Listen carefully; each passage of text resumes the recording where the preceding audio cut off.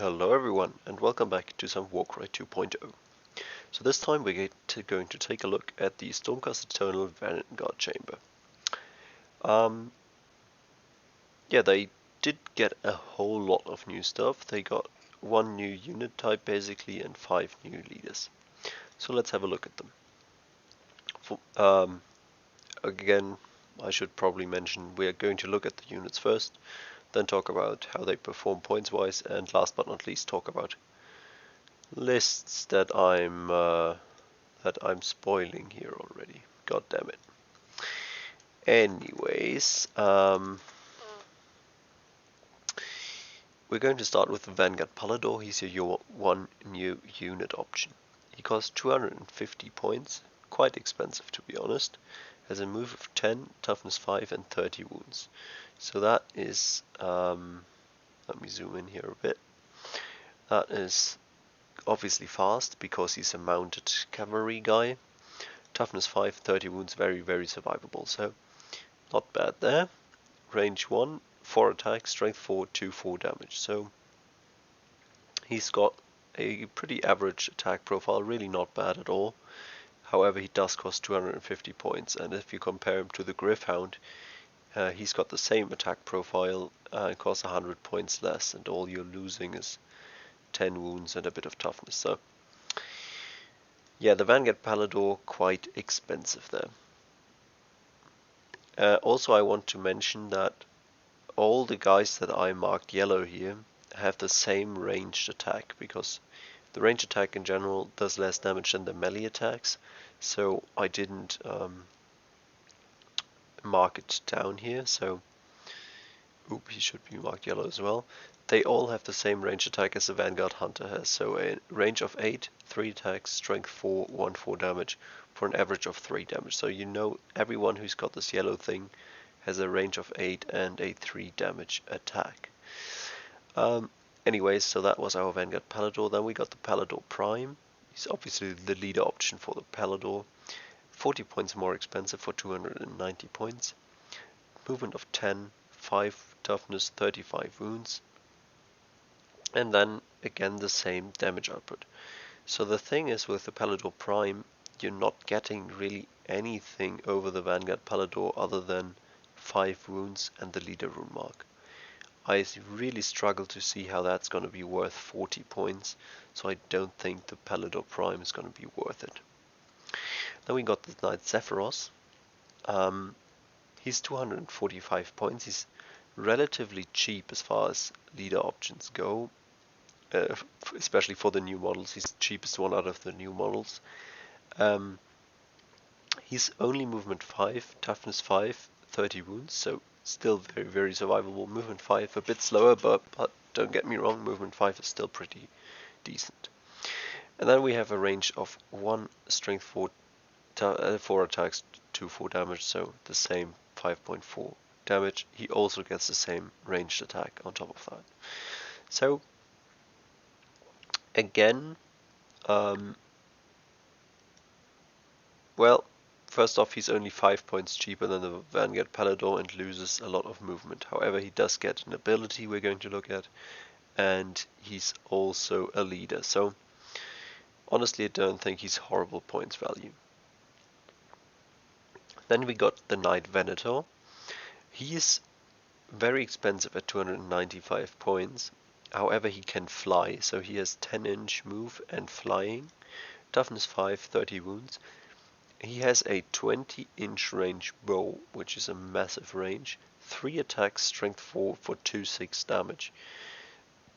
For an average of 5 damage per action, which is actually very high for ranged guys.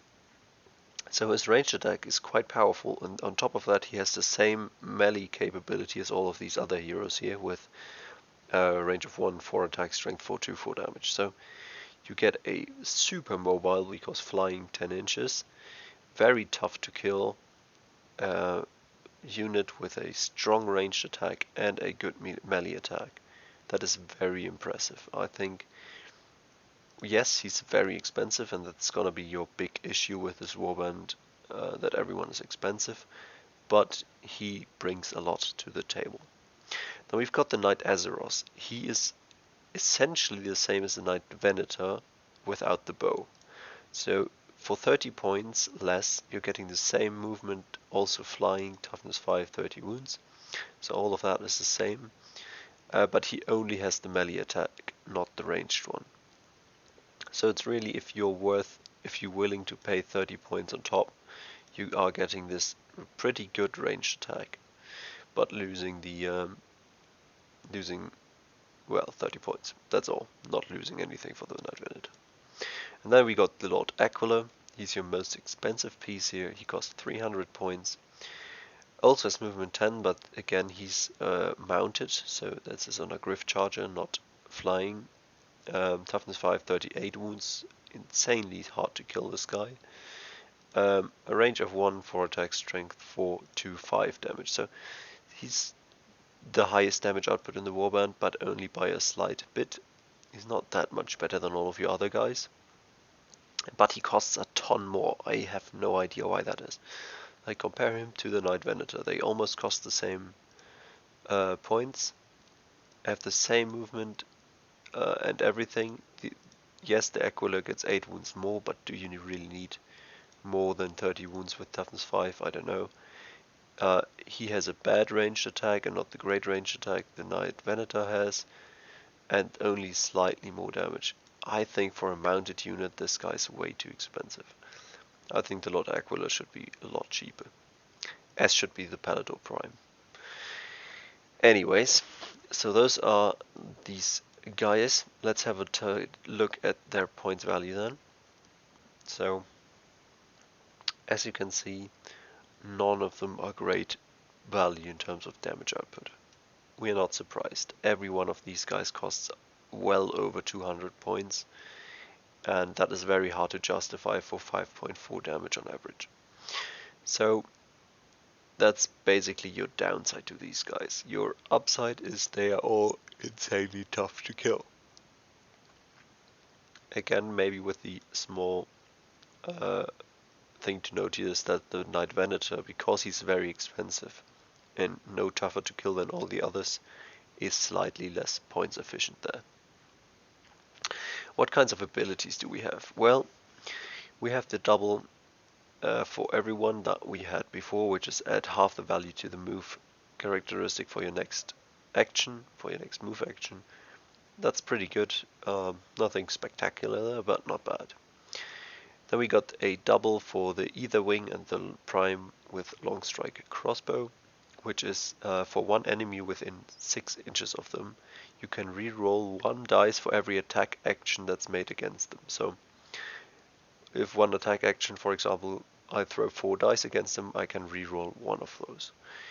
And for every action I do against them. So quite interesting. I think it's not a bad one, and it's definitely very unique, so I like that. Then we got the triple for the Griffhound, which is you make a bonus attack and then a bonus disengage action. I think that's a great triple. That's really, really good. One of the reasons why I like the Griffhound so much. Then we got the triple for the Hurricane Crossbow, which is adding half the value to the attacks characteristic for your next ranged action. So on average, there's got to be 2 extra attacks, and yeah, just not bad. So you can throw out some more shots and some more damage with your Hurricane Crossbows then. Then we got the Riders. Interestingly, they do not have the charge that all other cavalry has basically, but instead they get to make a bonus move by the value of the ability. So I don't know if that's super useful, because you are going to have 10-inch movement already. However, it might allow you to get into combat with something with a small move, because someone might be relatively close by, so you get a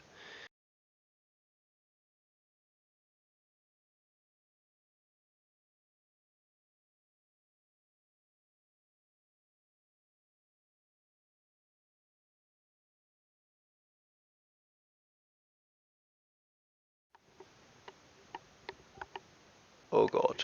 Okay, I think my headset might have timed out there for a second. anyways, guys, if we missed the triple for the riders, it's not that important. Then we got a quad for the long strike crossbow, which is adding the value to the damage. The problem with the long strike crossbow is that it's only got one shot. So yeah, I just generally don't recommend the long strike crossbow, and I think the quad is not gonna make it that much better. Then we got a double for your Knight Zephyros, so that's this guy, which is add half the value for the next attack in melee. So the Knight Zephyros is the guy who only moves 5 inches, but adding half the value to the attacks is quite nice, so you can throw out a ton of damage with him. Then we got a double for all your fighters again, for all your heroes, which is adding 1 to toughness for everyone within 6 inches. That is not a great ability, I'm gonna be honest. I think that's a bit of a bummer there. At least it's only a double, so you might be able to do it just like because you have a double lying around, basically. But yeah, everyone is toughness 4 or 5, so most guys are toughness 5, but your Gryph-hounds are toughness 4. Most of those guys don't need that, so I think that's a double that's gonna be kind of wasted. Then we got a triple for the Knight Venator, so that's your flying ranged guy.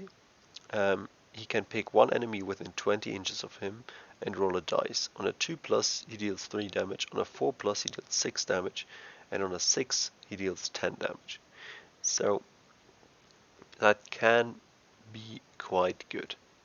4+, not that unlikely, so 6 damage, that's definitely in the books, but it's gonna heal you at least 3 damage, which is quite nice. So if you really need to take someone down, you just didn't get it done with attacking him twice, for example, then you can finish him off with that triple. It's not bad. It's not bad because it has 20-inch range. It's not that great in terms of damage output, but yeah, not bad. And then we have a quad for the Knight Azeros, so that's your other flying unit who only has a melee attack.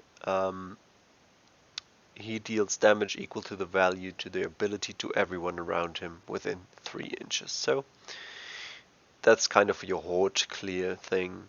It's not gonna be brilliantly great, but it might be good. So yeah, that's all your abilities. I think there's very few that stand out amazingly. You might say that the Gryph-hound one is very good and the Ether Wing one is interesting. So I think those, like the old abilities, are the most interesting ones. The new ones are all kinda meh. Anyways, let's have a look at the lists then. Let me show you here. And total. So previously I would have used a Hunter Prime, of course, because he was a relatively cheap but not bad option for your leader. I would replace him now with the Knight Venator. I think the Knight Venator adds a lot of things. You have very high mobility and are very tough to take down. On top of that, he gets a seriously good ranged attack and good melee prowess as well. So he has kind of everything.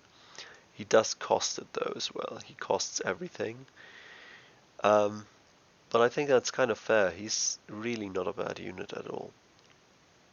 And yeah, I would bring the Knight Venator, then I would bring 4 Gryph-hounds and 2 Ether Wings. So, as all Vanguard chamber lists I can come up with are, you always need to focus heavily on the Gryph-hounds because they are just your most your most points efficient fighters. If you go too many of your knights or ranged guys, you're just gonna suffer badly because you have so few units. And the Gryph-hounds, They are survivable, they are fast, relatively fast with 6 inches, but fast enough. Relatively tough and good damage output. They just have all the good things. And then obviously you bring 2 Ether Wings, because they can help you. They can grab treasures and run away with them. 12-inch movement is crazy. Their double is really not bad, so you can use the double for sure. And yeah, I think that's a very serious warband. I was thinking what else what you could change. I like the Knight Azeroth too. You don't necessarily need the range attack if you have 10-inch movement, so you could be tempted to drop the Knight Venator, go with Knight Azeroth, and then you'd have 45 points to spare, which is just enough to get you another Ether Wing. So that's another option you have there. Yeah, so really that's all I have for you today, guys. Thank you very much for watching, and see you in the next one.